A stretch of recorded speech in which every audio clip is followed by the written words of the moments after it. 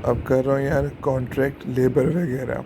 Contract labour होती क्या है, कभी कभी कुछ बंदे ऐसे होते हैं जो लेबर मतलब कुछ कुछ वर्कर मतलब कुछ कुछ लोग होते हैं जो ये बहुत सारे लेबर वगैरह होती है और हमें कभी देखो तो हम उस बंदे को बोल देते हैं। तो कॉन्ट्रैक्ट के थ्रू जो लेबर किसी कॉन्ट्रैक्टर के थ्रू जो वर्कर्स आते हैं उसे तब ये वाला एक्ट अप्लाई होगा। कहता है इस एक्ट का पर्पस है कि कैसे कॉन्ट्रैक्ट लेबर को एम्प्लॉय किया जाएगा और कैसे इस एक्ट को लगाया जाएगा। ये एक्ट उस स्टेब्लिशमेंट लगेगा जहाँ 20 या उससे ऊपर वर्कमैन कॉन्ट्रैक्ट लेबर से आए हैं ऑन एनी डे पिछले 12 महीने में कभी भी। पक्का। Prohibition. Appropriate government can prohibit employment of contract labour. मतलब अप्रोप्रिएट गवर्नमेंट चाहे स्टेट या सेंट्रल गवर्नमेंट चाहे तो मना भी करते कॉन्ट्रैक्ट लेबर यहाँ पे काम नहीं करेगी। एंड बिफोर इशूइंग कोई भी ऐसा ऑर्डर देते हुए बहुत सारे फैक्टर्स को दिमाग में रखेगी। किस कंडीशन में कॉन्ट्रैक्ट लेबर काम कर रही है, क्या ये प्रोसेस या ऑपरेशन इंसिडेंटल है, इम्पॉर्टेंट है। थर्ड, क्या सच पर्सन्स क्या ये काम थ्रू रेगुलर वर्कमैन भी होता है कि कॉन्ट्रैक्ट वाले को अपॉइंट करना पड़ेगा। तो कहता है अप्रोप्रिएट गवर्नमेंट चाहे तो किसी को भी बोल देगी कि तुम कॉन्ट्रैक्ट लेबर अपॉइंट नहीं करोगे, इस काम के लिए अपॉइंट नहीं, पर जब भी ऐसा करेगी प्रोहिबिट अप्रोप्रिएट गवर्नमेंट तो इन फैक्टर को दिमाग में रखेगी। इसे इंपॉर्टेंट मार्क कर लेना यार।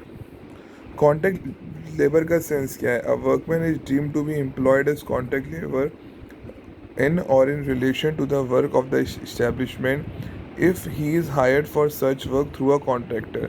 कहता है एक वर्कमैन को कॉन्ट्रैक्ट लेबर कहा जाएगा अगर किसी कॉन्ट्रैक्टर के थ्रू अपॉइंट हुआ है या तो प्रिंसिपल एम्प्लॉयर को उसकी नॉलेज है या नहीं है।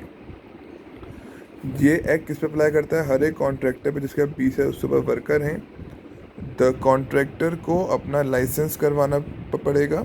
मतलब जो भी कॉन्ट्रैक्ट जिस पे भी ये एक्ट लगेगा पहले उसे अपना लाइसेंस वगैरह करवाना होगा। नेक्स्ट, कॉन्ट्रैक्टर को मास्टर रोल मतलब सैलरी वगैरह register of wages. Master roll होता है कि कौन कौन है। मास्टर रोल में सैलरी भी आती है, कौन वर्कर है, पूरा मेंटेन उसका पूरा रजिस्टर बनाना है, प्लस रजिस्टर ऑफ वेजेस भी बनाना है। उस he is required to pay wages सारी टाइम पे करनी है और किसके सामने पे करनी है? Principal employer. अगर कॉन्ट्रैक्टर वेजेस पे नहीं करेगा तो प्रिंसिपल एम्प्लॉयर को पे करना पड़ेगा जो बाद में कॉन्ट्रैक्टर से रिकवर कर सकता है।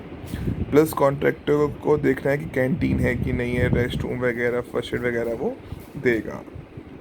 If the contractor fails to make the payment with the prescribe time या कम पेमेंट करता है तो प्रिंसिपल एम्प्लॉयर को पेमेंट वही सेम बात एज द केस में be to the contract and recover the amount from the contractor. या तो सब्ट्रैक्ट कर देगा, कोई अमाउंट पे करना है, या एक डेप्ट की तरह उसे लिया जाएगा। तो कहता है या तो डिडक्शन या तो सब्ट्रैक्ट कर लो जो अमाउंट पे करना है, या एक और डेप्ट पेबल या से एक लाइबिलिटी मान लिया जाएगा। सेम बात लिखी हुई है। कौन कौन से रजिस्टर बनाने होते हैं? प्रिंसिपल एम्प्लॉयर को फॉर्म 12, ये आपको याद करना पड़ेगा, फॉर्म 12 वाला रजिस्टर बनाना होता है। कॉन्ट्रैक्टर को कौन से बनाने हैं ये आपको आपके पास 8 हैं, 6 याद कर लो यार। और प्लीज़ लास्ट के 2 के फॉर्म भी याद कर लेना। जैसे maintain register of over time तो 23 फॉर्म मेंटेन करना पड़ेगा, तो ये रजिस्टर उन्हें बनाने होते हैं। फिर चेक लिस्ट आ गया। पक्का। ओके। नेक्स्ट एक्ट शुरू करूँगा, ट्रेड यूनियन एक्ट।